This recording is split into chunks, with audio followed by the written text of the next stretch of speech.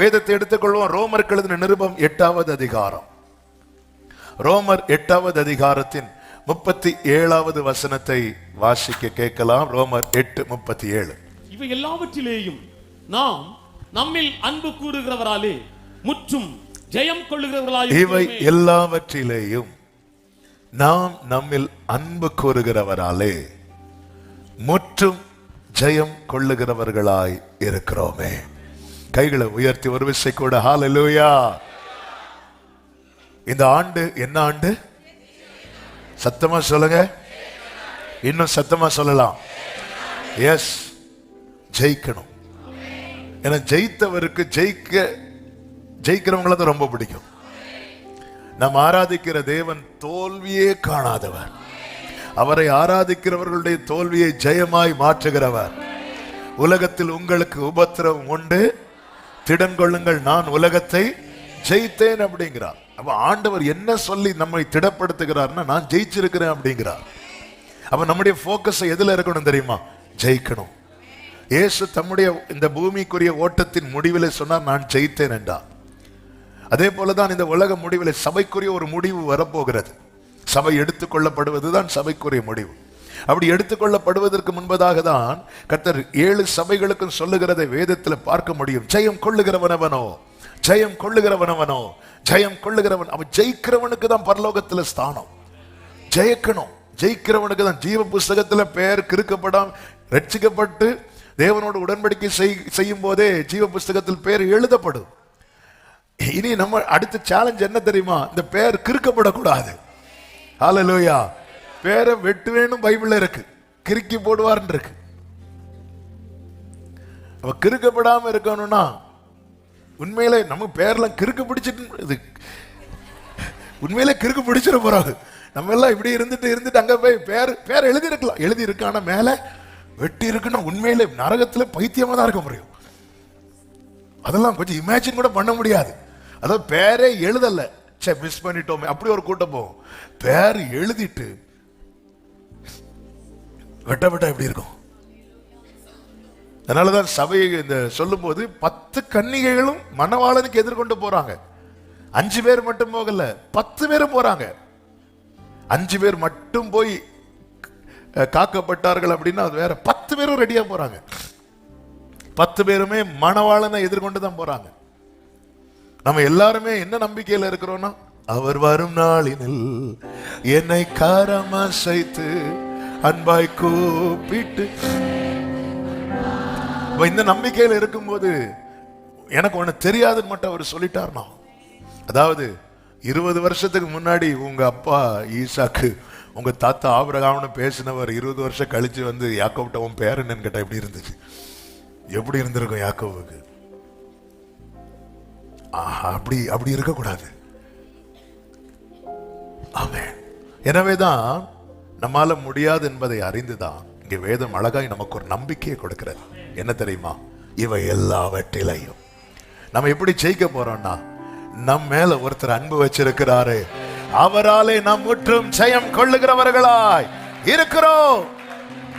பிதாவாகிய தேவனுடைய இன்னைக்கு நிறைய பேசணும், ஆனா பேசுறதுக்கு நமக்கு டைம் இல்லை. கர்த்தருடைய பந்து இருக்கிறது, அதனால முக்கியமான கொஞ்சம் ஸ்பீடா போவேன். ஆமென். எங்க பிரேக் போடணுமோ அங்க பிரேக் போடு. அதனால நல்ல விழிப்போடு கவனமா கேட்கும்படியாக. ஏன்னா நம்ம முதல்ல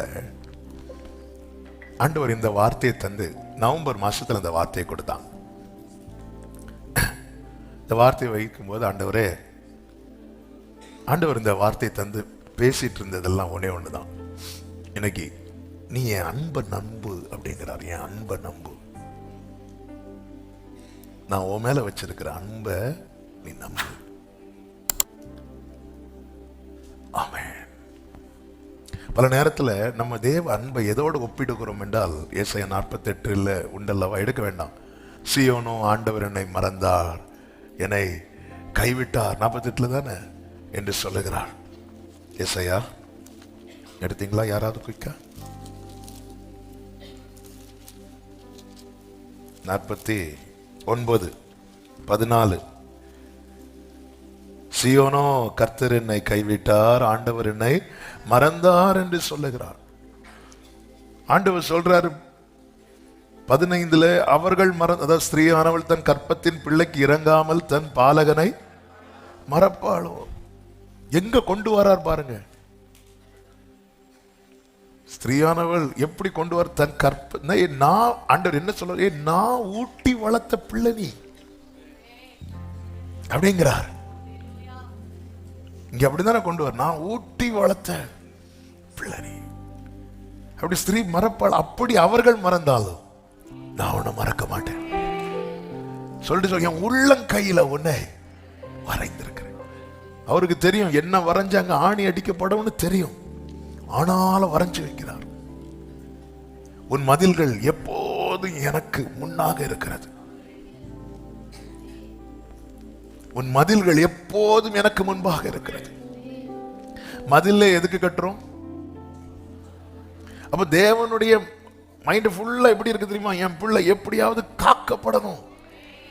மீட்கப்பட்டவர்கள் அவர் முதல்ல மீட்கப்படுறதுக்காக ரிஸ்க் எடுக்கிறார், அப்புறமா காக்கப்படுவதற்காக. சும்மா மீட்டவர்கள். அதனாலதான் மேக ஸ்தம்பத்திலும் அக்கினி ஸ்தம்பத்திலும் நடத்தினார். காக்கப்படணும். மீட்கப்பட்டவர்கள் அப்படி விடல. நீ மீட்கப்பட்டாச்சு, நீ எப்படி வாழ்ந்து வந்தாலும் உனக்கு பரலோகம் அப்படி போக முடியாது. மீட்கப்பட்டவர்கள் காக்கப்படணும். அதனாலதான் உன் மதில்கள் எனக்கு தெரியும், எங்க ஓட்டை இருக்கு, எங்க இடிஞ்சிருக்கு. இந்த மதிலெல்லாம் சத்துரு ஈஸியா இடிச்சிருவான். இந்த சைடு மதிலே இல்ல. இதெல்லாம் ஆண்டவருக்கு தெரியும். அதனாலதான் எப்பவுமே என் முன் இருக்கிறது எனக்கு தெரியும் உன் பாதுகாப்பு.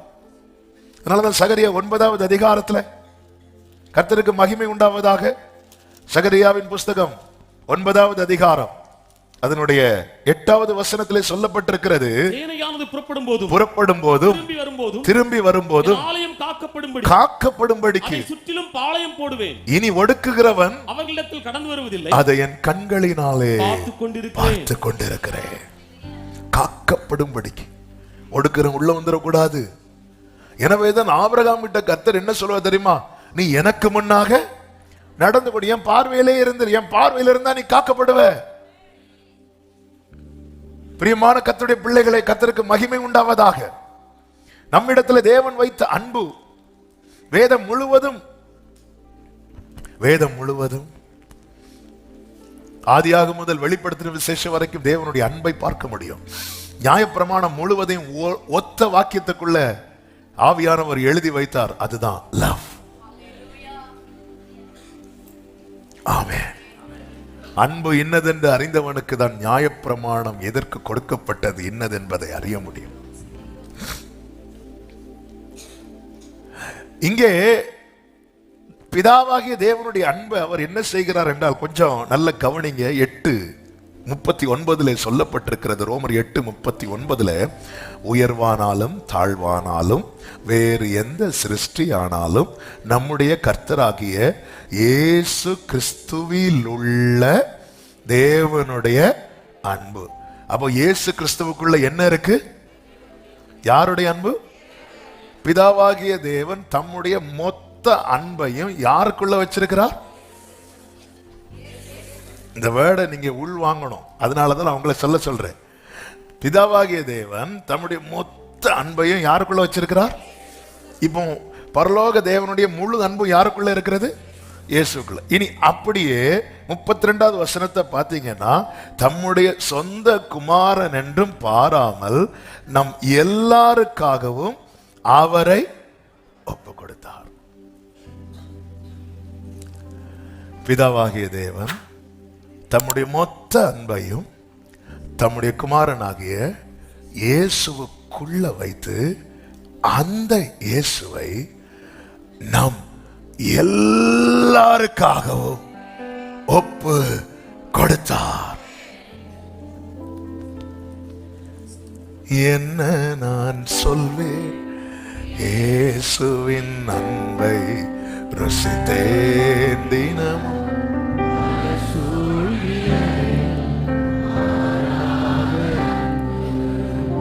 என கடந்த நாள்ல ரொம்ப மெடிடேட் பண்ண வைத்த வார்த்தை இது.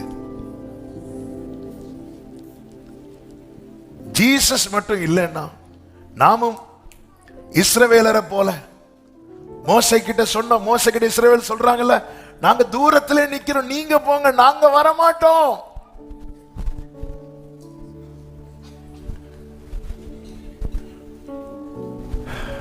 முழு அன்பு, மொத்த அன்பையும் இயேசுக்குள்ள வச்சு அவர் அப்படி தூக்கி நமக்கு கொடுக்கிறார். அதனாலதான் இயேசுவை சொந்தமாக கொண்ட ஜனம் இந்த பூமியில நான் பாக்கியம் உள்ளவன்.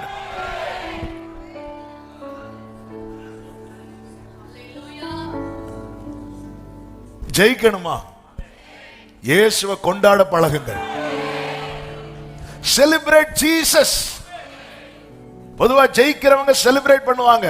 நான் இயேசுவின் நாமத்திலே சொல்லுகிறேன், எனக்குள்ள இயேசு இருக்கிறார்ங்கிற நிச்சயம் உள்ளவங்க ஜெயிச்சுட்டே இருப்பாங்க, ஜெயிச்சுட்டே இருப்பாங்க. இது இது எப்படி வர்ணிக்கன்னு தெரியல. இயேசு மட்டும் இந்த பூமியில வரலன்னா,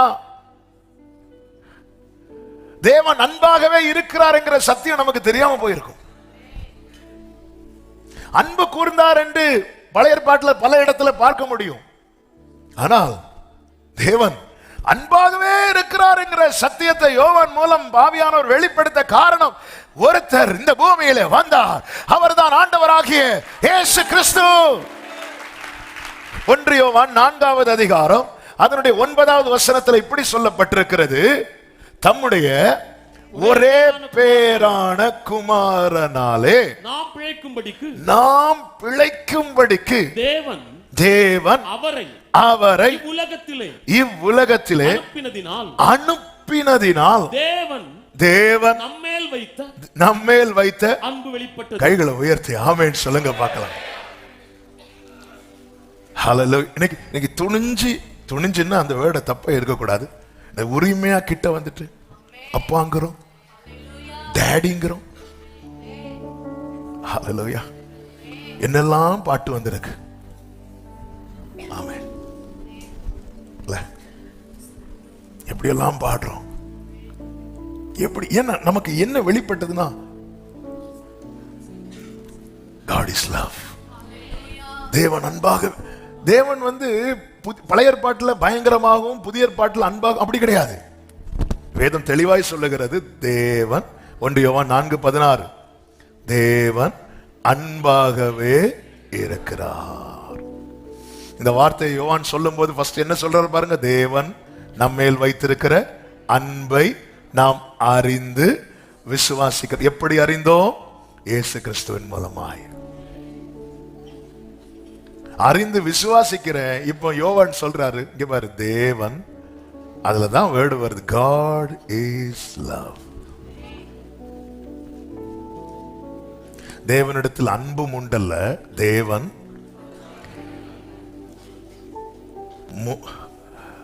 எத்தனை தீர்க்கதரிசிகள் வந்தார்கள் பழைய ஏற்பாட்டில், எவ்வளவோ தேவனால் பயன்படுத்தப்பட்ட மோசே முதல் சகரியா வரைக்கும் எத்தனை தீர்க்கதரிசிகள், ராஜாக்கள், எல்லாரும் கர்த்தருடைய அன்பை டேஸ்ட் பண்ணாங்க. பட் ஆண்டவருடைய அன்பை காட்ட தவறிட்டாங்க, காட்ட முடியல. எல்லாரும் தேவன் அன்பாகவே இருக்கிறார் என்கிற அந்த சத்தியத்தை வெளிப்படுத்த முடியல, யாருக்கும் முடியல. தாவீது மட்டும் கொஞ்சம் கொஞ்சம் நெருங்கி வந்தார், ஆனாலும் முடியல. ஆனா இயேசு வந்ததுக்கு அப்புறம் 12 வருட பெரும்பாடுள்ள ஸ்திரீ நெருங்கி வரா. பாவி என்று அழைக்கப்பட்டவ பாதத்துல முத்தமிடுகிறான். பாளையத்துக்கு புறம்பாய் இருக்க வேண்டிய குஷ்டரோகி பாதத்தை பிடிக்கிறான். ஊரே பாவி என்று சொல்லி அழைத்த சகையு இயேசு அழைச்சிட்டு வீட்டுக்கு போறான். ஆயக்காரர்களும் பாவிகளும் அவரை சுற்றி பந்தியில இருக்கிறாங்க. தம்முடைய ஒரே பேரான குமாரனாலே நாம் பிழைக்கும்படிக்கு தேவன் அவரை இவ்வுலகத்தில் அனுப்பினதினால் மனுக்குலத்தை தேவன் அழிப்பதற்காக உருவாக்கவில்லை, அவரோடு இருப்பதற்காகவே உருவாக்கினார். எனவேதான் பூமியிலே சும்மா விடாம ஏதேனும் தோட்டத்தை உண்டாக்கி அதிலே மனிதனை வைத்தார். அன்பு சபையே, இயேசுவால மட்டும்தான் வாழ்வு. தம்முடைய ஒரே பேரான குமாரனாலே நாம் பிழைக்கும்படியாக. நீங்க அந்த இயேசுவை பார்க்க வேண்டிய பிரகாரம் பார்த்து, அவரை பற்றி கொள்ள வேண்டிய பிரகாரம் பற்றி கொள்வீர்களே, ஆனால் மட்டுமே உங்க வாழ்க்கையில ஜெயத்தை சுதந்திரிக்க முடியும். நியூ இயர் செர்மன் எத்தனை பேருக்கு ஞாபகம் இருக்கும் தெரியல. 3 பாயிண்ட் ஞாபகம் இருக்கா? அன்பிலே இணைந்து கொள்ளுங்கள், ஆவியிலே இணைந்து கொள்ளுங்கள், பாடுகளிலே எல்லாத்திலும் இயேசுவோடு இணைந்திருக்க பழகணும். யோவான் 6வது அதிகாரம் 27வது வசனத்திலே ஆண்டவர் இப்படி சொல்லுகிறார், அழிந்து போகிற போஜனத்திற்காக அல்ல, நித்திய ஜீவன் வரைக்கும் நிலை நிற்கிற போஜனத்திற்காகவே கிரியையை நடப்பியுங்கள், அதை மனுஷ குமாரன் உங்களுக்கு கொடுப்பார். அவரை பிதாவாகிய தேவன் முத்திரித்திருக்கிறார். God the Father had set his seal on him, seal of approval. அப்ப குமாரன் யாருக்கு பிழைக்கும்படியான போஜனத்தை கொடுக்கிறாரோ அவன் நித்திய ஜீவன் வரைக்கும் நிலை நிற்பானாம். நமக்கு தெரியும், பழைய பாட்டிலே மன்னாவை எல்லாரும் புசித்தார்கள், ஆனால் மன்னாவை புசித்தவர்களும் அழிந்து போனார்கள். ஆனால் இதே 6வது அதிகாரத்தில் ஆண்டவராகிய இயேசு கிறிஸ்து சொல்லுகிறார், 48வது வசனம் முதல், ஜீவ அப்பம் நானே. உங்கள் பிதாக்கள் மன்னாவை புசித்திருந்தும் மரித்தார்கள், இதிலே புசிக்கிறவன் மரியாமல் இருக்கும்படி வானத்திலிருந்து இறங்கின அப்பம் இதுவே. அடுத்த வசனம், நானே வானத்திலிருந்து இறங்கின. அந்த அப்பம் பாருங்க, மன்னாவை அப்பா விரும்பிதான் கொடுக்கிறார். பழைய ஏற்பாட்டில் விரும்பிதான் கொடுக்கிறார், ஆனா இவங்க அவசரப்பட்டு முறுமுறுக்கிறாங்க. இதான் வித்தியாசம். அதாவது காத்திருப்பும் காலத்துல காத்திருப்பும் முறுமுறுக்கவும் செய்வோம். கிடைச்சதுக்கு அப்புறம் நான் இத்தனை நாள் காத்திருந்தேன், கத்தர் எனக்கு தந்தார் ஆண்டவர். இப்போ சாட்சி சொல்லு, நீ நேத்து என்ன சொன்ன, முந்தானத்து என்ன சொன்ன? ஹல்லேலூயா. வானத்திலிருந்து இந்த வேர்டை மனசுல வச்சுக்கோங்க. இயேசுவை பிதாவாகிய தேவன் அனுப்புறதுக்கு முன்னாடி தம்முடைய மொத்த அன்பையும் குமாரன் மேல வச்சு, சிலுவையிலே இயேசு நமக்காக மரித்தது பரலோக தேவனுடைய அன்பின் வெளிப்பாடு. எனவேதான் யோவான் சொல்லுகிறான், அந்த மார்பில் சாய்ந்திருந்தவன் சொல்லுகிறான், அவருடைய அன்பை அறிந்து நாங்கள் விசுவாசிக்கிறோம் அப்படின்னு. என்னுடைய ஜெபம் எல்லாம் ஒன்றே ஒன்றுதான் இந்த ஆண்டுல எப்பவுமே அதான். ஆனா இந்த ஆண்டு இன்னும் அதிகமா, ஆண்டவரே, எப்படி யோனத்தான் தாவீது அந்த உயிருக்கு உயிரா நேசித்தாங்களோ அப்படி சபை உங்களை நேசிக்கணும்பா. ஜெயிக்கிறதுக்கு இதை விட்டா வேற வழியே கிடையாது. இயர் ஆஃப் விக்டரின் போர்டு போட்டெல்லாம் ஜெயிக்க முடியாது. நாம் நம்மில் அன்பு கூறுகிறவராலே, வானத்திலிருந்து இறங்கின ஜீவப்பம் நானே, இந்த அப்பத்தை புசித்து புசிக்கிறவன் என்றென்றைக்கும் பிழைப்பான். நான் கொடுக்கும் அப்பம் உலகத்தின் ஜீவனுக்காக நான் கொடுக்கும் என் மாம்சமே என்றார். 53வது வசனம், நீங்கள் மனுஷகுமாரனுடைய மாம்சத்தை புசியாமலும் அவருடைய இரத்தத்தை பானம் பண்ணாமலும் இருந்தால் உங்களுக்குள்ளே ஜீவன் இல்லை என்று மெய்யாகவே மெய்யாகவே உங்களுக்கு சொல்லுகிறேன். இன்னைக்கு கர்த்தருடைய பந்தி இருக்கிறது. அப்போ இதுல நாம் பங்கெடுக்கும் போது, நாம் இதை உட்கொள்ளும் போது நாம் எதில் நிலைத்திருக்கிறோம் தெரியுமா? ஜீவனில் நிலைத்திருக்கிறோம். நான் கொடுக்கும் போஜனம் நித்திய ஜீவன் வரைக்கும் நிலைத்திருக்கிறதுமா இருக்கிறது, நம்மை ஜீவனுக்கு நேராய் நடத்துகிறது. எனவேதான் இயேசுவை சொந்தமாக்கி கொண்டவர்கள், நல்ல புரிந்து கொள்ளுங்கள், இந்த பூமியிலே மனுக்குலம் பிழைப்பதற்காக. காரணம், பாவம் செய்கிற ஆத்துமா சாகும், எப்பொழுது ஆதி மனிதன் பாவம் செய்தானோ அப்பொழுது மரணம் பிறந்தது. வேதம் சொல்லுகிறது பரிகரிக்கப்படும் கடைசி சத்துரு மரணம்.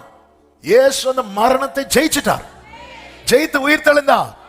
இப்போ அவரை ஏற்றுக்கொண்டு அவரில் ஒருவன் நிலைத்திருக்கும் போது அவன் நித்திய ஜீவன் வரைக்கும் அவனுடைய ஓட்டம் தொடருகிறது. அதன் அர்த்தம் என்ன? இங்கே அவனுடைய ஓட்டம் முடிந்தாலும் அவன் ஜீவனுள்ள தேசத்திலே கர்த்தருடைய வெளிச்சத்திலே நடப்பான். அங்கே மரணம் இல்லை, அங்கே மரணம் இல்லை.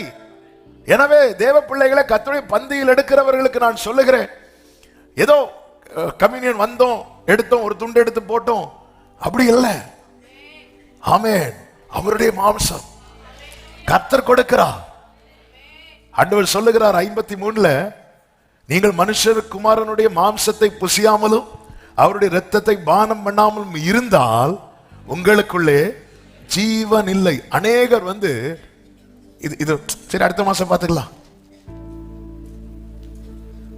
ஏங்க பந்தியில் இருக்கல, டைம் ஆயிட்டு, இன்னைக்கு ஏண்டவர் என்ன விட்டுட்டு போயிட்டீங்க, டைம் ஆயிட்டு.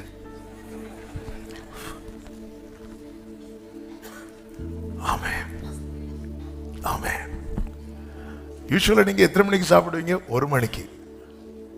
இன்னைக்கு டைம் ஆயிட்டு 1:30 ஆச்சு, சாப்பிடாம இருப்பீங்களா? இந்த காரியத்துக்கு மட்டும் ஆப்ஷன் கிடையாது. ஆண்டவர் சொல்றாரு, மனுஷகுமாரனுடைய மாம்சத்தை புசியாமலும் அவருடைய இரத்தத்தை பானம் பண்ணாமலும் இருந்தால் உங்களுக்குள்ளே ஜீவன் இல்லை. ஜீவனே இல்லை. ஜீவனே இல்லாம வந்துட்டு போயிட்டு இருக்கிறோம். இன்னும் இந்த ஞானஸ்நான உடன்படிக்கைக்கு ஒப்பு கொடாம யாராவது இருக்கிறீங்கன்னா, ஆமென், நம்ம எதுக்கு வந்துட்டு போறோன்னே தெரியாம இருக்கிறோம். ஒரே ஒரு ஞானஸ்நானம் தான் உண்டு, அது ரட்சிக்கப்பட்டு பிதா குமாரன் பரிசுத்தாவி நாமத்தினாலே மூழ்கி எடுக்கிற ஞானஸ்நானம். ஞானஸ்நானம் எடுப்பதற்கான தகுதி ஒன்றுதான், நீ முழு இருதயத்தோடு விசுவாசித்தால் தடையில்லை. விசுவாசனா என்னன்னு தெரியறதுக்கு முன்னாடியே கொண்டுட்டு போய் தெளித்துட்டு வருவது ஞானஸ்நானம் கிடையாது, கிடையாது, அது கிடையாது. பைபிள்ல எந்த பைபிளையும் அது சொல்லல. பெந்தேகோஸ்தேக்காரங்க கையில வச்சிருக்கிற பைபிளையும் சொல்லல, சிஎஸ்ஐக்காரங்க கையில வச்சிருக்கிற பைபிளையும் சொல்லல, ஆர்சிக்காரங்க கையில வச்சிருக்கிற பைபிளையும் சொல்லல. ரோமன் கேத்தலிக்ல ரொம்ப அழகா இருக்கும், திருமுழுக்குன்னு இருக்கும். ஆனா நம்ம பண்றதெல்லாம் ஒழுக்கு. பைபிள் தெளிவா இருக்கிறது, தெளிவா இருக்கிறது. அப்போஸ்தலர் 2வது அதிகாரத்திலே வார்த்தை ஏற்றுக்கொண்டவர்கள் ஞானஸ்நானம் பெற்றார்கள் இருக்கு. அப்ப ஏற்றுக்கொண்டு பெற்றுக்கொள்ளணும், அதான் பேப்டிசம். அவர்கள் அந்நியோன்யத்திலும் அப்பம் விற்குதல். அவர்கள் யார்? அவர்கள் வசனத்தை ஏற்றுக்கொண்டு கிறிஸ்துவை ஏற்றுக்கொண்டு ஞானஸ்நானம் பெற்றுக்கொண்டாங்கல்ல, அவர்கள் அந்நியோன்யத்திலும், அதுதான் ஐக்கியம், அப்பம் விற்குதலிலும். அப்போஸ்தலர் 2 குயிக்கடுங்க, நான் சொல்ற வசனத்தை எடுத்து. அவர்கள் அப்போஸ்தலருடைய உபதேசத்திலும். வசனம் என்ன வசனம்? 42. அது முந்தின வசனத்திலிருந்து வாசிங்க. அவருடைய வார்த்தை சந்தோஷமா ஏற்றுக்கொண்டவர்கள், சந்தோஷமா ஏற்றுக்கொண்டவர்கள் ஞானஸ்நானம் பெற்றார்கள். ஞானஸ்நானம் பெற்றார்கள். அன்றைய தினம் ஏறக்குறைய 3000 பேர் சேர்த்துக் கொள்ளப்பட்டார்கள். அவர்கள் சேர்த்துக் கொள்ளப்பட்டார்கள். அவர்கள் அப்போஸ்தலருடைய உபதேசத்திலும் அந்யோன்யத்திலும் அப்பம் விற்குதலிலும் உறுதியாய் தரித்திருந்தார்கள். அன்பு சபையே, எனக்கு சமீபத்திலும் தூரத்திலிருந்து கேட்கிற ஒவ்வொருவருக்கும் சொல்லுகிறேன், அந்த உரிமை என்கிறது உடன்படிக்கைக்கு பிற்பாடுதான் உண்டு. ஒரு கானானிய ஸ்திரீ இயேசுவை நோக்கி கத்துகிறாள், என் பிள்ளைக்கு இறங்குங்க அப்படின்னு. இயேசு கண்டுக்காம போறார். மத்தேயு 15 இருக்கிறது, எடுக்க வேண்டாம். அவ கத்துறா, கண்டுக்காம போறா. சீஷர்கள் சொல்றாங்க, அவளை அனுப்பி விடுங்க, அவ தொடர்ந்து உங்களை கூப்பிட்டுட்டே வரா. ஆண்டவர் சொல்ற, நான் காணாமல் போன இஸ்ரவேலர் எடுத்துறதுக்கு தான் அனுப்பப்பட்டேங்கிறார். ஆண்டவர் சொல்ற ஒவ்வொரு வார்த்தையிலும் அர்த்தம் இருக்கிறது. இப்ப நேர பாதத்துல விழுந்து என் பிள்ளைக்கு இறங்குங்கன்னு சொல்லும் போது இயேசு சொல்லுகிறார், பிள்ளையின் அப்பத்தை எடுத்து நாய்க்குட்டிகளுக்கு போடக்கூடாதுங்கிறார். இந்த வேர்டு நமக்கு படிக்கும் போது அவ்வளவு கடினமா இருக்கும். என்ன ஆண்டவர் நீங்க இப்படி செய்றீங்க? பப்ளிக்கா மட்டும் பேசும்போது வருத்தப்பட்டு பாரம் சுமக்கிறவர்களே, நீங்க எல்லாரும் வாங்கங்கிறது, தனியா வந்தா குத்துறது. ஆமென். ஏன் எங்க சொல்றா தெரியுமா? ஏங்க சொல்றா தெரியுமா? இங்க பாரு, என்கிட்ட அப்போ இருக்கு. எனக்கு இது உனக்கு தரது மேட்டர் கிடையாது. எனக்கு மேட்டர் நீ எனக்கு பிள்ளையாகணும். அவ்வளவுதான் மேட்டர். உனக்கு ஒரு சுகத்தை நான் தந்துட்டு போயிடுவேன், அது எனக்கு விஷயம் கிடையாது. உன்னை நான் என்னை தொடர வச்சிருக்கிறேன், என்னை ஆராதிக்க வச்சிருக்கிறேன். நீ பிள்ளையாகு. அவ எப்படி பிள்ளையானா தெரியுமா? ஃபெய்த்தை டிக்ளேர் பண்றா. ஆண்டவர், அந்த துணிக்கை போதும், உங்க கையில இருந்து விழக்கூடிய அது துணிக்கை போதும், என் பிள்ளை பிழைச்சிருவான். விசுவாசம் உள்ளவனாகி அந்த துணிக்கையை அவ அக்செப்ட் பண்ண ரெடி ஆகுறான். அவர் கொடுக்கிற அந்த துணிக்கைய அவ அக்செப்ட் பண்றான். எனக்கு அது போதும். விசுவாசம் உள்ளவனாகி அவரை ஏற்றுக்கொள்ளுகிறவன் எத்தனை பேர்களோ அத்தனை பேர்களுக்கும் பிள்ளைகள் ஆகும்படிக்கு அதிகாரம் கொடுக்கிறார். நீ பிள்ளடா. இதுக்கு முன்னாடி வர கானானிய ஸ்திரீ இப்ப நீ யார் தெரியுமா? உன் விசுவாசம் பெருசுங்கிறார். பிள்ளைக்குதான் உனக்கு என்னப்பா நான் செய்யணும் கேட்பார். எனவேதான் சொல்றார், நீ விரும்புகிறபடி உனக்கு ஆக கடவுது. பிள்ளைக்குதான். பிள்ளைக்கு என்ன பிடிக்கும், பிள்ளைக்கு என்ன பிடிக்கும், எங்க கொண்டு வந்து நிறுத்தினார் பாத்தீங்களா? இதான் என் ஆண்டவர். இல்லைன்னா நம்ம எல்லாம் அவரை பின்பற்றுவோம், சத்தமிடுவோம், வர்ஷிப் பண்ணுவோம். அவர் பிரதி உத்தரம் ஒண்ணுமே சொல்லல. ஆமென். வேற ஏதாவது சொல்லுவோம், நாய்க்குட்டி இப்படிலாம் சொல்லுவார். ஆனா இவர் பிள்ளை ரப்பத்தை எடுத்து நாய்க்குட்டி. ஆண்டவர், ஒரு துணிக்கை போத, எனக்கு ஒரு துண்டு கொடுங்க, எனக்கு உன் விசுவாசம் நீ விரும்புகிறபடி. அபிஷேகம் பெற்றவனுக்கு கொடுக்கப்பட்ட வாக்கு தத்தமாக்காது என்ன? அவர் உமது மன விருப்பத்தின் படியெல்லாம் தந்தரளே. சங்கீதம் 20. எடுக்க வேண்டாம். ஆனா இங்க அப்படியே சொல்றார். அப்போ அப்படியே கொண்டு வரார் பாருங்க. இன்னும் தாமதிக்காதீர்கள். ஆவியானவர் சபைகளுக்கு சொல்லுகிறதை காதுள்ளவன் கேட்க கடவுள். எல்லாரும் பிழைக்கும்படியாக இந்த பூமியிலே கொடுக்கப்பட்டவர் தான் என் ஆண்டவராக இயேசு கிறிஸ்து. மோசே கிறிஸ்து வெளிப்படுவதை குறித்து சொல்லும் போது என்ன சொல்லுவார் அப்படின்னா, உபாகமம் 18:15 வாசியுங்கள். உபாகமம் 18வது அதிகாரம் 15வது வசனத்துல, உன் தேவனாகிய கர்த்தர் என்னை போல ஒரு தீர்க்கதரிசி. இந்த வேர்டை கவனிக்கணும். இஸ்ரவேலருக்கு இரட்சகனாக அனுப்பப்பட்டவன் மோசே. மோசே ரட்சிக்கவில்லை, மோசையை நிறுத்தி கர்த்தர் செய்தார். ஆனால் கர்த்தர் அனுப்புகிறார், ஒரு மேய்ப்பனாக இரட்சகனாக அனுப்புகிறார். மோசே இஸ்ரவேல் ஜனங்கள் எகிப்துக்குள்ள போய் இஸ்ரவேல் ஜனங்களை வெளியே கொண்டு வந்து நடத்துகிறார். இனி கானான்ல கொண்டு போய் சேர்க்கணும். ஆண்டவரோடு முகமுகமாய் பேசுகிறவன் மோசே. அந்த மோசே ஜனங்கள்கிட்ட சொல்லுகிறார், என்னை போல ஒரு தீர்க்கதரிசியை உனக்காக உன் நடுவே உன் சகோதரரிலிருந்து எழும்ப பண்ணுவார். அப்ப மோசே கிறிஸ்து வெளிப்படுவதை குறித்து எப்படி வெளிப்படுத்துறாருன்னா, உனக்காக தான் வெளிப்படுவார். உனக்காக என்ன? யாருக்காக?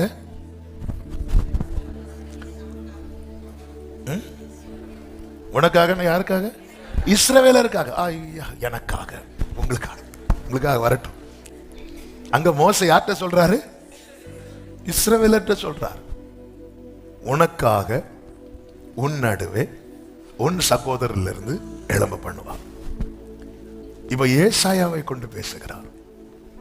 பேசும்போது எஸ்ஐயா 49வது அதிகாரம் அதனுடைய 6வது வசனத்துல, யாக்கோபின் கோத்திரங்களை எழுப்பவும் இஸ்ரவேலில் காக்கப்பட்டவர்களை திருப்பவும் நீர் எனக்கு தாசனா இருப்பது அற்ப காரியமா இருக்கிறது. அதாவது இந்த ஃபர்ஸ்ட் ஆஃப் மோசே சொன்னது யாக்கோவுக்காக, இஸ்ரவேலுக்காக. தேவன் ஏசாயாவை கொண்டு சொல்றாரு, அது மட்டும் கிடையாது. இவ்வளோ பெரிய தேவன் இந்த பூமியில வந்தது ஒரு சின்ன கூட்டத்துக்காக. அப்பா சொல்றார், இது எனக்கு அற்ப காரியமா இருக்கிறது. எனவே நீர் பூமியின் கடைசி பரியந்தம் என்னுடைய ரட்சிப்பா இருக்கும்படி உம்மை இஸ்ரவேலருக்கென்றல்ல ஜாதிகளுக்கு ஒளியாக. எனவேதான் பரிசுத்தாவியில் நிறைந்தவனாய் பரிசுத்தாவியின் ஏவுதல்ல சிமியோன் சொல்லுகிறான். லூக்கா 2வது அதிகாரம் 30, 31, 32 வசனங்களிலே, புறஜாதிகளுக்கு ஒளியாகவும் உம்முடைய ஜனமாகிய இஸ்ரவேலுக்கு மகிமையாகவும் தேவரின் சகல ஜனங்களுக்கும் முன்பாக ஆயத்தம் பண்ணின உம்முடைய இரட்சணியத்தை என் கண்கள் கண்டது. அவராலே, இயேசு என்கிற ஒருவராலே. இன்னைக்கு நானும் நீங்கள் அவருடையவன் அவருடையவள் எப்படி மாறினோம்? அது எங்க அப்பா அம்மா கிறிஸ்டியன் அப்படியா? எங்க அப்பா அம்மா நல்ல விசுவாசிங்க அப்படியா? எங்க அப்பா அம்மா பாஸ்டர் அப்படியா? அவராலே. அதாவது எல்லை பெரிதாக்கப்பட்டது, நான் உள்ளே கொண்டு வரப்பட்டேன். அவருக்கு காயங்கள் அதிகமானது, நான் காக்கப்பட்டேன். பிலாத்து மைண்ட்ல இருந்தது இவரை விடுதலை பண்ணணும், அதனால சாட்டை அடிக்க அலோவ் பண்றான். அந்த ரோம சட்டத்தின்படி ஒருவருக்கு 40 சாட்டை அடி விழுந்தால் அவருக்கு அதுக்கு மேல எந்த தண்டனையும் கொடுக்க கூடாது. எனவேதான் 39 அடியோட நிறுத்திடுவாங்க. 40 ஒரு அடி அவர் மேல விழுந்திருந்தா,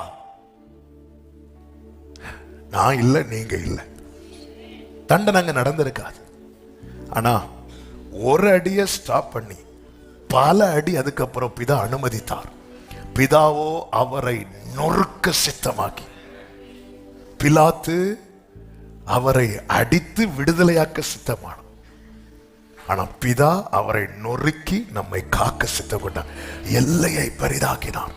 அதான் நீர் பூமியின் கடைசி பரியந்தமும்.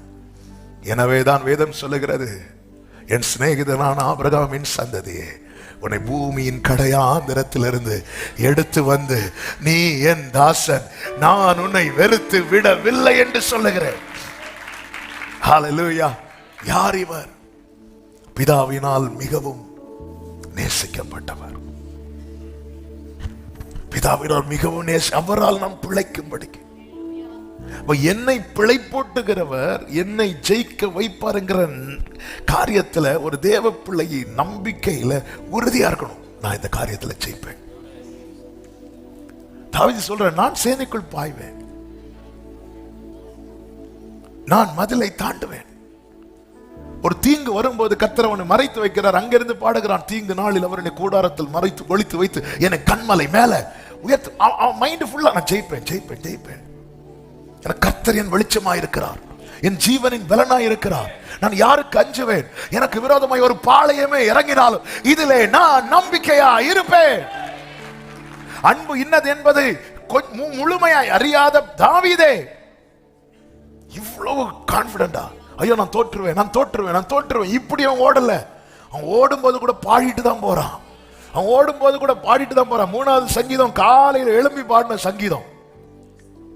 படுத்துறங்கி மகிழ்வுடனே அது சொல்லுங்க, நான் படுத்து நித்திரை செய்த அடுத்த வார்த்தை விழித்துக் கொண்டேன். அப்ப எழும்பிட்டு, அதாவது காலையிலும் ஓட்டும் ராத்திரியும் ஓட்டும், ஓடிட்டு பாடுறேன். விழித்துக் கொண்டேன் கர்த்தரனை தாங்கிற ஓடு. எதுக்கு? உடம்பு குறைக்கல, உயிரை காப்பாத்த ஓடு. 4வது சங்கீதம் தூங்கும் போது பாடின சங்கீதம் 4:8 சமாதானத்தோட படுத்துக்கொண்டு. பிரச்சனை ரெண்டும் பிரச்சனை தான், ரெண்டும் பிரச்சனை தான். அப்படி அடுத்த 5வது சங்கீதம், காலையிலே உமக்கு நேர ஆயத்தமாகி பாட்டுதான். காலையும் மாலை வேளையும் கர்த்தரை கருத்தோடன் அவர் பாடுறாரு. அவருக்கு தெரியும் நான் ஜெயிப்பேன், நான் ஜெயிப்பேன். யோனத்தான் தாவீது அவ்வளவு நேசித்து, யோனத்தான் போய் தாவீதின் கையை திடப்படுத்தி சொல்றார், நீங்க தான் இப்படி ராஜாவாக போறீங்க, அப்படி இருக்கும்போது என் குடும்பத்தை நினைச்சுக்கோங்கிறார். லவ்ல நம்ம கனெக்ட் ஆயிட்டோம்னா நம்ம ஜெயிப்போங்கிற நம்பிக்கை நமக்கு வந்துடும். அவர் என்ன விட மாட்டா, அவர் என்னை ஒருபோதும் கைவிட. அதாவது மினிஸ்ட்ரி ஊழியத்துக்கு ஒப்பு கொடுத்து அந்த காத்திருக்கும் காலம் ஆரம்பத்துலனா கொஞ்சம் 1 வருஷம் ஆச்சு, 2 வருஷம் ஆச்சு, 3 வருஷம் ஆச்சு. அவன் எனக்கே டவுட் வந்துட்டு, நான் உண்மையில அழைக்கப்பட்டுதா வந்தானா, இல்ல கரெக்டு தானா, இல்ல பாஸ்டர் பையன் சொல்லி ஜம்ப் பண்ணி வந்தானா. நமக்கு ஆரம்பத்துல எல்லாம் பயங்கரமா அர்ப்பணித்தேன் எல்லாம் சொல்லுவோம். அர்ப்பணிச்ச ஒன்றும் ஆகாத்ததும் என்ன ஆண்டவரே இது அப்படி. ஒரு நாள் ராத்திரி பல கேள்விகள், ஆண்டவரே லைஃப் என்ன ஆகும், எப்படி ஆகும்? ஏன்னா எனக்கு பிரசங்கமும் வராது, ஏன் பிரசங்கம் பண்ண எனக்கும் கேட்க பிடிக்காது. ஒண்ணுமே வரமாட்டேங்குது, பெருசா மினிஸ்ட்ரின்னு வந்தாச்சு. அப்படி நைட்டு கேள்வியோடு தூங்கிட்டு இருக்கும்போது அதிகாலையில் ஒரு 3 மணி 4 மணி இருக்கும். அப்பதான் அப்படி தூக்கத்திலிருந்து அப்படியே அவையானவர் எழுப்பி விட்டு இப்படி பாட வைக்கிறார். ஆண்டவர் அதனால ஃபுல்லா அந்த நாட்கள்ல எல்லாம் அன்புல ஒருத்தன் தண்ணியில பிடிச்சி முக்குனா எப்படி இருக்குமோ அப்படி அப்படி அன்புல என் இளமை நன்றாய் அறிந்தவர் விவரிக்க முடியவில்லை அப்படி பாட்டு கொடுத்துட்டே நீ நம்பு, நான் இருக்கிறேன், நான் உன்னை உயர்த்துவேன், நான் உன்னை ஜெயிக்க வைப்பேன், உனக்கு ஏது ஏது முடியலையோ அது எல்லாம் உன்னை கொண்டே செய்ய வைப்பேன்.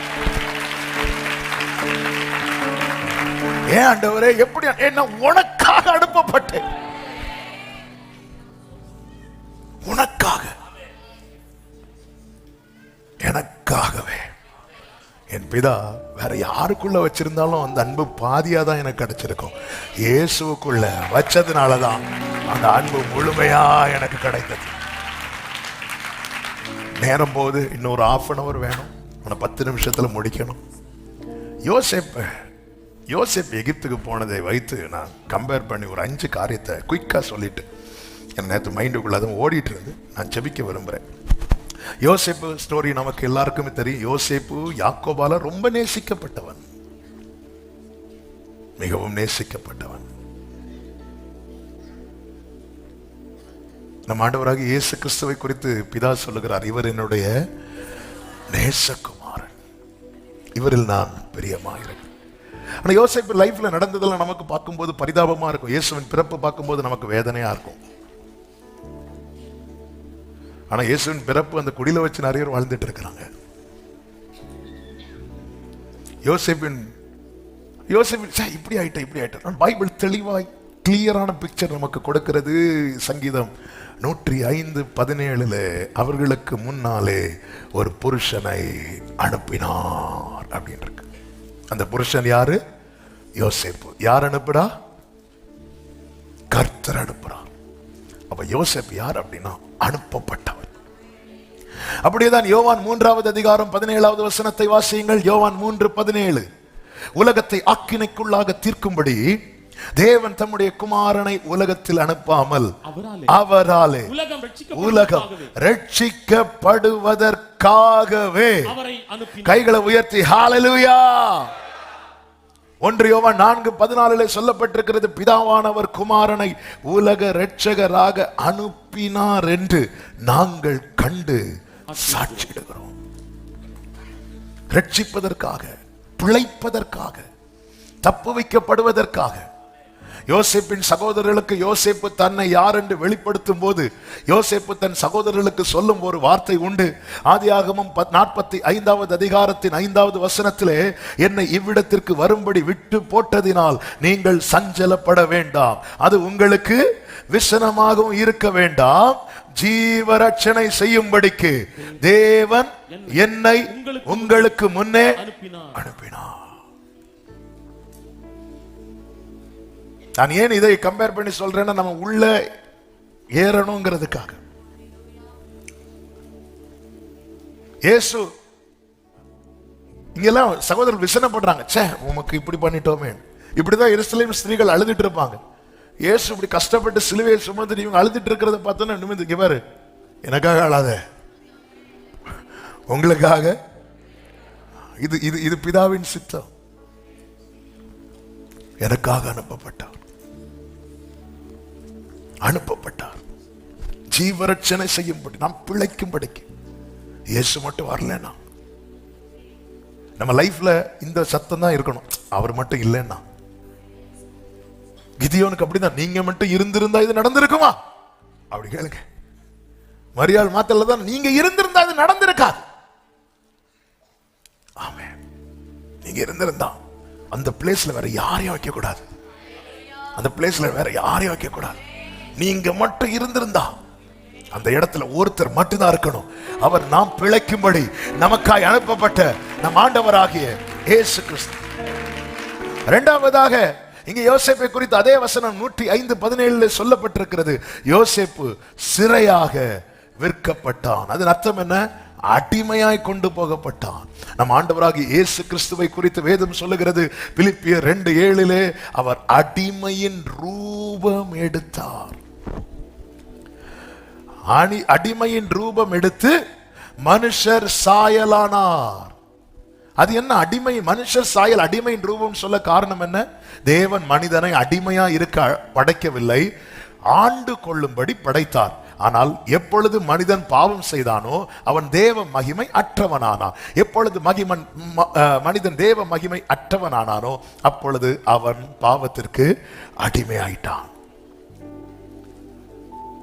இயேசு கிறிஸ்து எப்படி வந்திருக்கணும் தெரியுமா? ஏதேனிலே தேவன் மனிதனை படைத்த போது மனிதன் எப்படி மகிமை சூழ்ந்தவனா இருந்திருந்தானோ அப்படி வந்திருக்கணும். அவர் அப்படி வரல. நம்ம எப்படி பிறந்து வந்தோமோ அப்படி, அவர் பிறக்கும் போது, ஒரு குழந்தை பிறக்கும் போது எப்படி இருக்குமோ அப்படிதான் வந்தார். அதனாலதான் அவரை துணியில சுத்தி வச்சாங்க. மகிமை சூழ்ந்திருந்த ஆதாம் ஏவாளுக்கு என்ன தேவைப்படல? வஸ்திரம் தேவைப்படல. குழந்தை பிறந்ததும் ஏன் துணியில சுத்தி வைக்கிறாங்கன்னா குழந்தை நிர்வாணத்தை மூட. அவர் அடிமையின் ரூபம் எடுத்தார், ரெடி ஆகிறார். மனிதன் பாவம் செய்து எல்லாவற்றையும் இழந்தான். இவர் என்ன ஒரு பாவம் செய்யல. பிதா அனுப்ப சித்தானதும் இவர் ரெடி ஆயிட்டார். என்ன அன்பு! மகிமை சூழ்ந்திருக்கிறவர் இப்ப ஒரு துணியை சுத்தி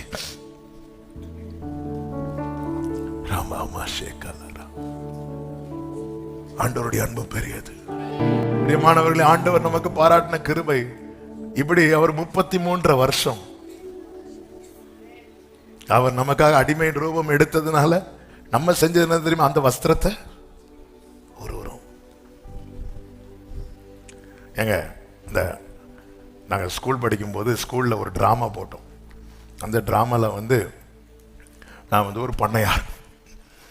அப்போ எனக்கு மேக்கப் மேலாம் கொண்டு வந்து மீசை ஒட்டி வச்சுட்டாங்க. எனக்கோ கடி தாங்கலை. ஒரு 1/2 hour ஸ்கிட் நடிக்கணும், எனக்கு தாங்க முடியல. எனக்கு ப்ரோக்ராம் நான் 8th படிச்சுட்டு இருக்கிறேன். நான் பார்க்குறேன், இப்படி பார்க்குறேன், இன்னும் ஒரு 3 ப்ரோக்ராமுக்கு அப்புறம் உங்கள் ப்ரோக்ராம் அப்படின்னாங்க. எனக்கு ஊரல் தாங்க முடியலை. போகிறதுக்கு முன்னாடியே நான் சொரிஞ்சு மீசை பழைய ஃபாஸ்டிங் ப்ரேயருக்கு ஆட்கள் இருக்கிற மாதிரி இருக்கு. அங்கே ஒன்று இங்கே ஒன்று. நான் இப்போ அதை நினச்சி பார்க்குறேன். ஒரு 1/2 hour இன்னொரு வேஷத்தை என்னால் போட முடியல. ஏன்னா அது அது அது இரிட்டேஷனாக இருந்துச்சு எனக்கு. இவர் 33 வருஷம் எப்படி இந்த வேஷத்தை போட்டுட்டு இருந்தார்? அவர் மனசுல ஒண்ணுதான் இருந்துச்சு, நான் மட்டும்தான் இருந்தேன். என்ன கேட்ட நான் அப்படிதான் சொல்லுவேன், நான் பிழைப்பதற்காக என்னை நினைத்தார் தம்மை மறந்தார். ஏங்க, இயேசுக்காக எதையும் விடுங்க, இயேசுக்காக யாரையும் விடுங்க, இயேசுவை விட்டுறாதீங்க. இயேசுவை விடாத ஒரு மனநிலைக்கு வாங்க, நீங்க ஜெயிக்க போறீங்க. நீங்க தான் ஜெயிப்பீங்க. எத்தனை பேர் மாயான உலக அன்புக்காக சிறு வயதுல இருந்து ஆண்டவரை பற்றி பிடித்த அந்த வைராக்கியத்தெல்லாம் விட்டு தூக்கிட்டு போயிட்டாங்க. இயேசுவை விட்டதுனால இயேசுவுக்கு இழப்பு கிடையாது, உனக்கு தான் இழப்பு.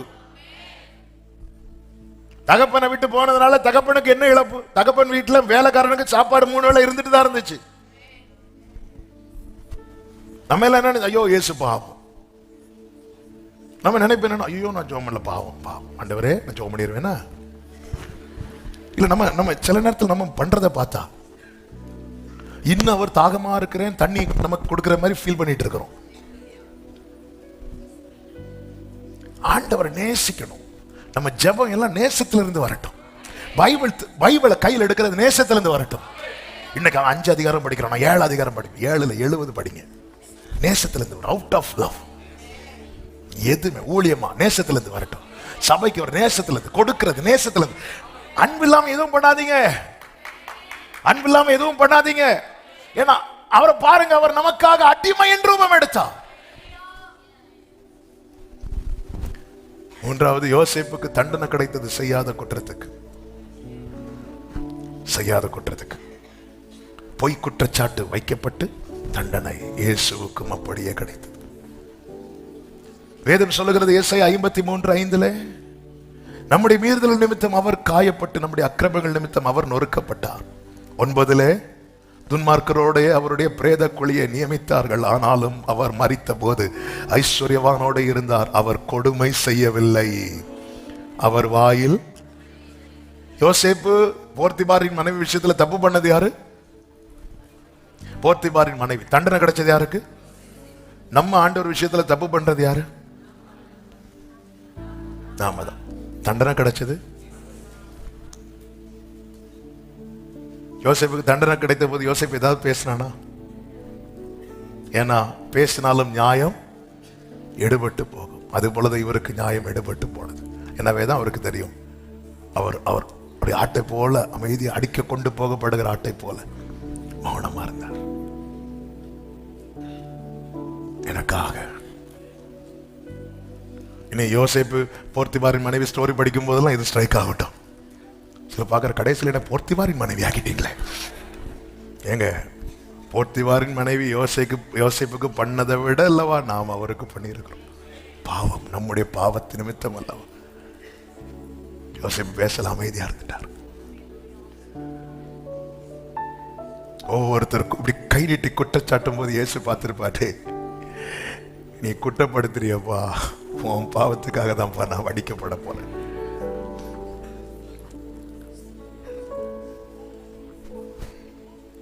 நாலாவதாக, யோசேப்பு ஒரு நாள் சிறையிலிருந்து வெளியே வந்தான். எப்படி வந்தான் தெரியுமா? அதிகாரமுடையவனாய் வந்தான். அதுபோலதான் ஆண்டவராக இயேசு கிறிஸ்து மரித்து அடக்கம் பண்ணப்பட்டார். ஆனால் மூன்றாவது நாளிலே சகல அதிகாரத்தையும் உடையவராய் அவர் வெளியே வந்தார். ஹல்லேலூயா. நாம் பாடணுமே, வானத்திலும் இந்த பூமியிலும் வல்லமையான ஒரு. எனவேதான் பிலிப்பியர் 2வது அதிகாரத்தில் சொல்லப்பட்டிருக்கிறது, தேவன் எல்லாவற்றுக்கும் மேலாக அவரை உயர்த்தி. எப்படி பார்வோன் யோசேப்பை எல்லாத்துக்கும் மேல உயர்த்தி வச்சுட்டான். உயர்த்தி வச்சுட்டு என்ன சொல்ல தெரியுமா? உன் பெர்மிஷன் இல்லாம ஒருத்தர் கை கூட அசைய கூடாதான். கையாவது, எல்லாம் எடுத்து வாசிக்க டைம் இல்லை, நேரம் போயிட்டு, கையாவது காலாவது அசையக்கூடாது. ஒருத்தர் உம்முன்னு சொல்லக்கூடாது உன் பெர்மிஷன் இல்லாம. அவ்வளவு பவர். இது வந்து ஒரு குறிப்பிட்ட ஒரு எகிப்து நாட்டுக்கு. ஆனால் பிதாவாகிய தேவன் குமாரனாகிய கிறிஸ்துவை சர்வ பூமிக்கும். எகிப்து தேசத்திலே யோசேப்பு சொன்னது போல பஞ்சம் வந்தது. பஞ்சம் வந்ததும் எல்லாரும் யார்கிட்ட போய் முறையிட்டாங்கன்னா பார்வோன்ட்ட போய் புலம்புனாங்க. ஆதியாகமம் 41 இருக்கும் கடைசி வசனங்கள்ல. அது எந்த வசனம்? குயிக்கா பார்த்து போடுங்க. பார்வோன்ட்ட போய் புலம்பும் போது பார்வோன் என்ன சொல்லுவாரு தெரியுமா? நீங்க யார்கிட்ட போங்க? யோசேப்ட்ட போங்க. எதுக்கு இந்த வார்த்தையை சொல்லுகிறேன் என்றா, இந்த பூமியிலே எல்லாரும் தெய்வமே கடவுளே நோக்கி கூப்பிடுங்க.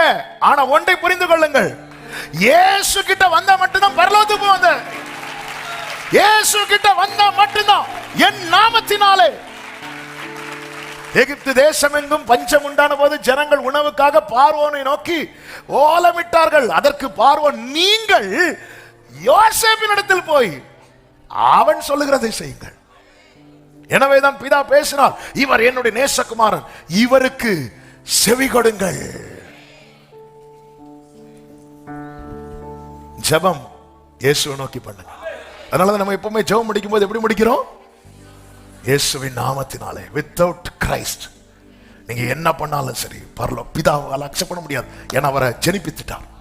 அவர் ஆல்ரெடி இருக்கிறார். ஆனா நமக்காக அவரை குமாரனாக ஜெனிப்பித்து வச்சிருக்கிறார்.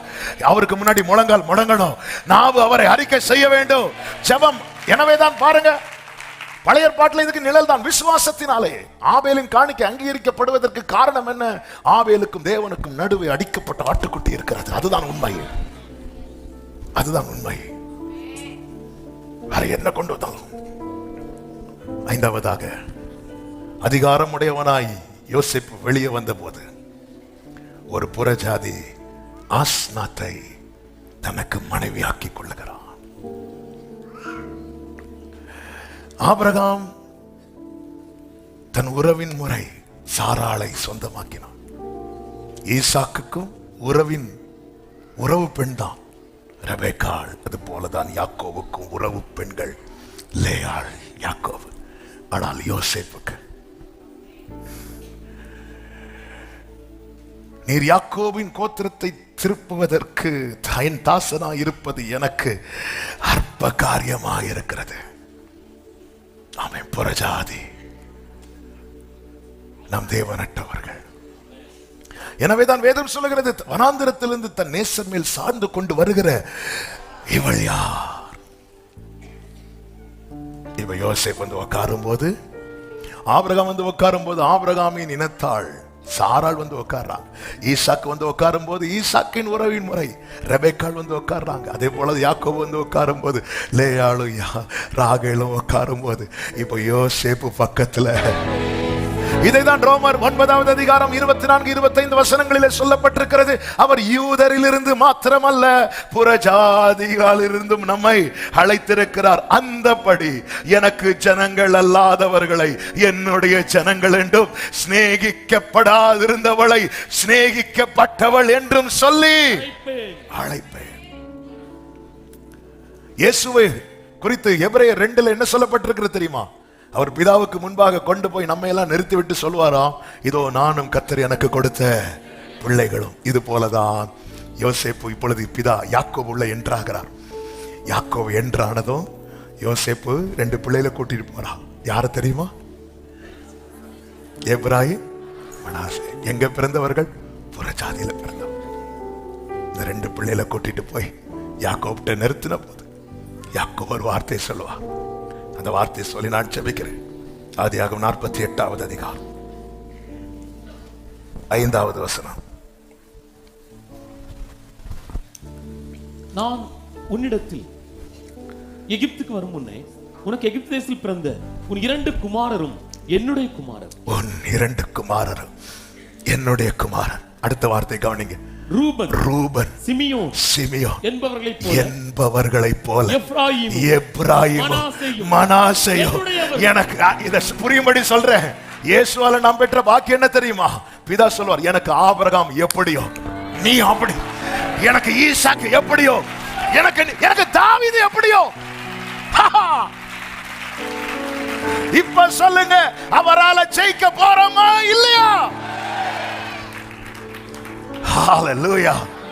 எனக்கு ரூபன், சிமியோன் எப்படியோ. ஆமென்.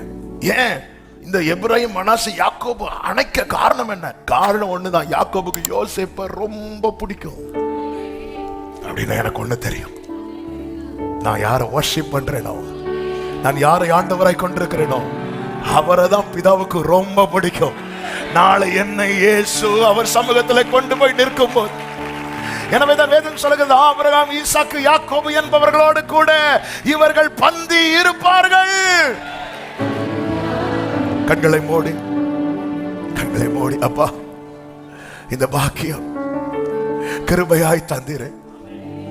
இந்த பாக்கியம் என்று சொல்லுகிறவர்கள் உங்கள் வலது கரத்தை உயர்த்து, உங்க இடது கரத்தை இருதயத்தில் வைத்து என்னை சொந்தமாக்கினீரே.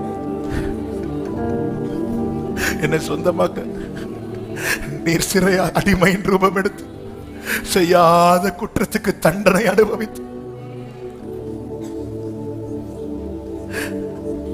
என்னை மீட்டுக் கொண்டீரே. Love you, Father. Love you, Jesus. நல்ல தகப்பனே, நன்றியோடு உம்மை துதிக்கிறோம், ஸ்தோத்திரிக்கிறோம். உங்க கிருபை பெரியது, நீர் நல்லவர், எவ்வளவாய் அன்பு கூர்ந்தீர். நீர் எங்க மேல வச்ச அன்பு உண்மை, எங்களை ஜெயிக்க வைக்க போகிறது உண்மை.